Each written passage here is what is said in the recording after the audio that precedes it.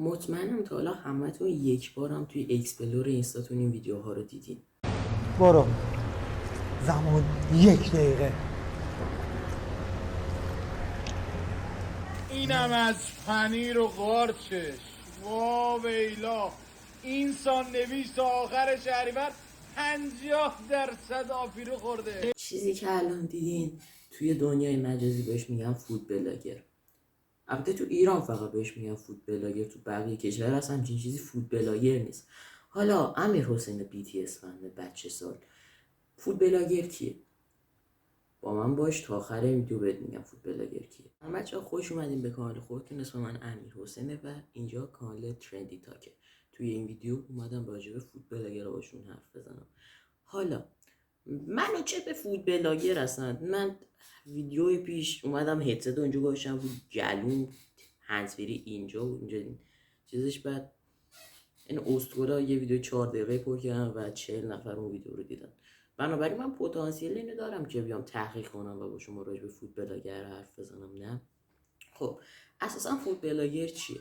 فود بلاگر طبق تحقیقاتی که من انجام دادم کسیه که کارش مرتبط با غذا، تغذیه و سلامتیه. یعنی چی؟ و دستور آشپزی، همون رسیپی آشپزی دیگه، نقد و بررسی غذاها و چیزهای شبیه به این هایی که ما داریم توی یوتیوب و اینستا میبینیم. اینا ادز بلاگر، ADS بلاگر، هم بلاگر تبلیغات اگه درست گفته باشم، بیشتر همچین چیزی هن.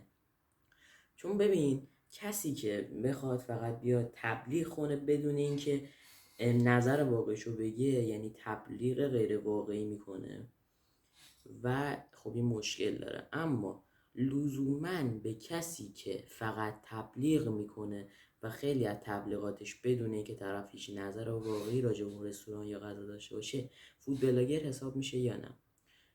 من رفتم از جاهای مختلف تحقیق کردم و به یک نتایج جالبی رسیدم.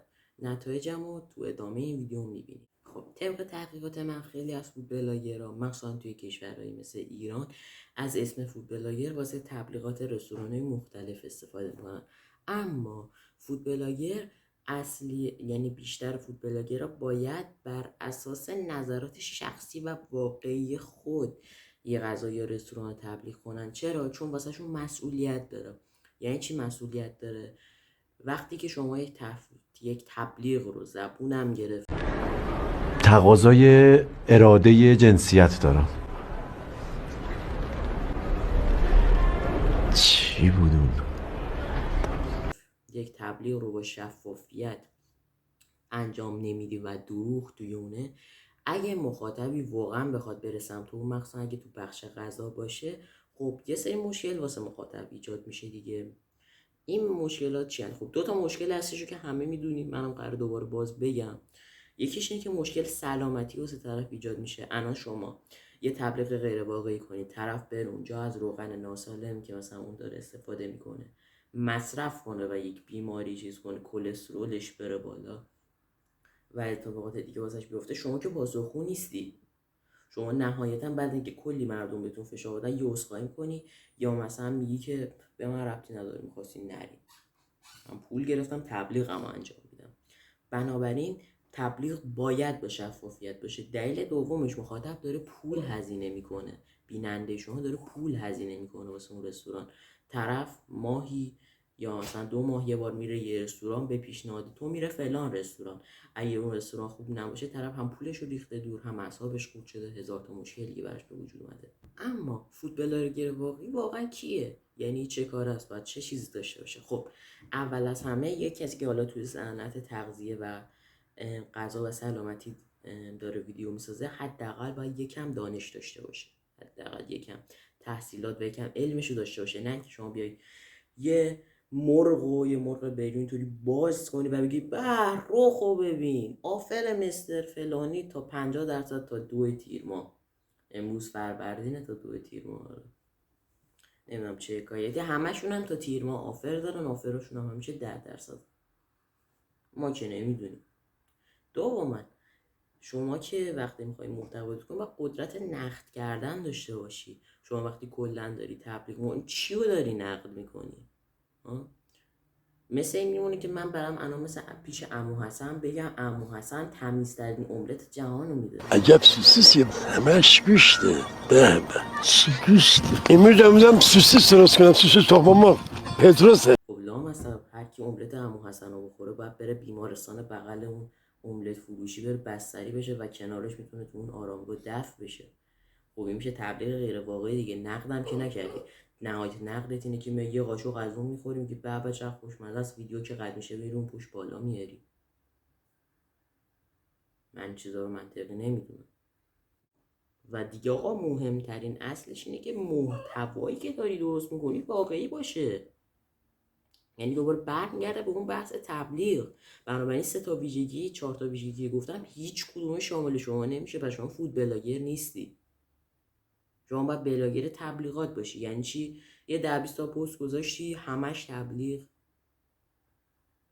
ما که نمیدونیم. خیلی عجیب شما. آره دوستان بالاخره ایران یه روزی درست میشه. البته حالا نه، چون محتوای این افراد با پاره کردن گلوی من کم که نمیشه، هیچ بیشتر هم میشه. افرادی میفهمن که با خزبازی و محتوایی و کارهای علکی و جلفازی میتونن معروف بشن و فالوور بگیرن. حالا من از دوست خوبم دکتر واگی نژاد که روانشناس و تراپیست دانشگاه دورقوزآباد کرج هستش، ازشون دعوت میکنن که بیان و راجع به این موضوع با ما حرف بزنن. دکتر واگی نژاد سلام. سلام به همه دوستان عزیز. واگی نژاد هستم در خدمت شما. دکتر میتونی واسه ما توضیح بدی که این فود بلاگرها علاوه بر اینکه کلی هیت میگیرن و ویدیو راجبشون ساخته میشه چرا محتواشون بلکه کم نمیشه زیادتر هم میشه؟ بله، به دلیل اینکه پول توشه. ها یعنی چی پول توشه؟ میتونی یکم واسه ما بیشتر توضیح بدی؟ ببین الان برای توضیح میدم.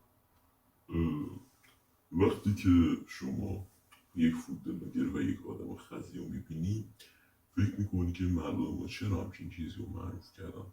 باید بهتون بگم که جواب این اتفاق و بیماری به نام فقر فرهنگی است. فقر فرهنگی یعنی اینکه هر آدمی با انجام دادن کارهای ضایع و بیخود و چرندوسش میتونه که معروف بشه و جذب فالوور داشته باشه. بنابراین شما وقتی یک تبلیغ اینطوری انجام میدی و یه فود بلاگری هستی که فقط غذا تبلیغ میکنی و تو تبلیغات کرینج ترین شکل ممکن تبلیغ انجام میدی، مردم فکر میکنن که تو عجب آدم احمقی هستی، اما در واقع شما احمقهای اصلی هستی. منظورم خود شماست. بنابراین همین افراد نه تنها که کمتر نمیشوند بلکه بیشتر هم میشوند، چون که میفهمن با خزبازی و بی‌محتوایی میتوانن فالوور جذب کنن. خود شما فکر کن اگه واسه یه هر تبلیغ 500,000 تومان بدن که بیشتر از این هاست، قطعا خیلی بیشتر از این هاست، شما در روز 3 تا از این تبلیغات داشته باشی در ماه 45 تومان درآمد داری. خب شما جای اینها باشین کارا رو انجام نمیدی دوست عزیز؟ خیلی ممنونم از صحبت جناب واگی نژاد. خب دوستان به آخر این ویدیو داریم نزدیک میشیم. تو اوترو این ویدیو باید بگم که حتما چنلمو ساب کنید، ویدیو لایک کنید، فوش خواستید بدید میتونید بدید. اگه از طرف فود بلاگرها هستید حتما میتونید برام فوش بنویسید، دستتون در نکنه، دمتونم گرم. اما در آخر این ویدیو باید بگم که اگه میشه برید سراغ کسایی که واقعا فود بلاگرن، ویدیوهاشون، یعنی مثلا تو یوتیوب ما خودمون کومان رو داریم، روکوشو رو داریم، دو تا کانال خیلی قوی داریم، اینا هستن، میتونید بریم ویدیوی اونا رو ببینید، نه با کسی که اسمش فود بلاگره و با ویدیوش تنها چیزی که شما رو متنفر میکنه خود کلمه فوده. تا ویدیوهای دیگه فعلا خداحافظ.